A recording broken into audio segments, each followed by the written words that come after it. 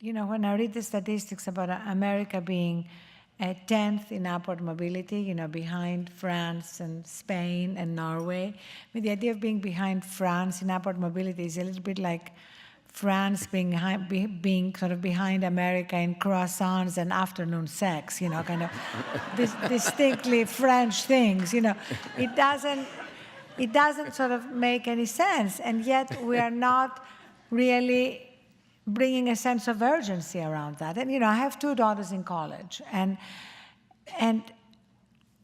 they are constantly telling me about friends of theirs who are graduating or have graduated and can't get jobs. And that, for me, is really one of the most tragic things, because these are the kids that have done everything right. They've graduated from high school, they got into college, they're graduating from college, and they can't get jobs. Yeah, and the part of the consequence of this is a real alienation from our society. What was so striking about the last election was that the voter turnout among the youth, those in the 20s, was just a little bit above the unemployment rate for the youth. One was just over 20, about 21%, and the other was 19%. So it really shows you both the economic plight and also the sense that politics is not going to solve their problem. Right. And you can't blame them, because politicians promise and they don't deliver. The status quo seems to be so powerful at the moment.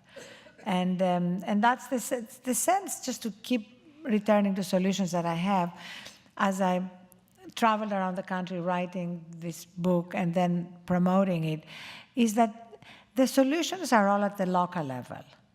And actually, you are very kind to give me a blurb for my book, but for those of you who haven't read it, I would urge you to just forget the first 199 pages.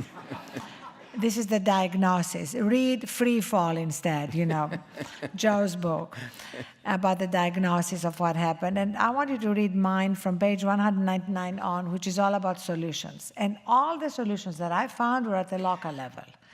There were people either using social media to create jobs, like there are people going to Etsy.com and turning their hobbies into livelihood, and people starting, like an unemployed man that I write about in Portland, Oregon, could not find a job, and he realized the one thing he had in abundance was time, so he started a site called we'vegottimetohelp.org, and literally creating like a Craigslist of supply of time and demand for some form of service.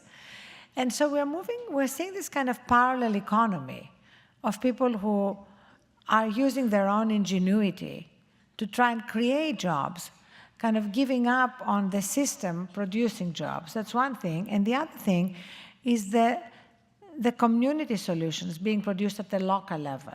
People who are helping each other, who are, I write about a woman called Brenda Carter who lost a pretty high-paying job in HR, and she ended up going back to her mother's recipe for praline cookies and making cookies and selling them first door to door and then online.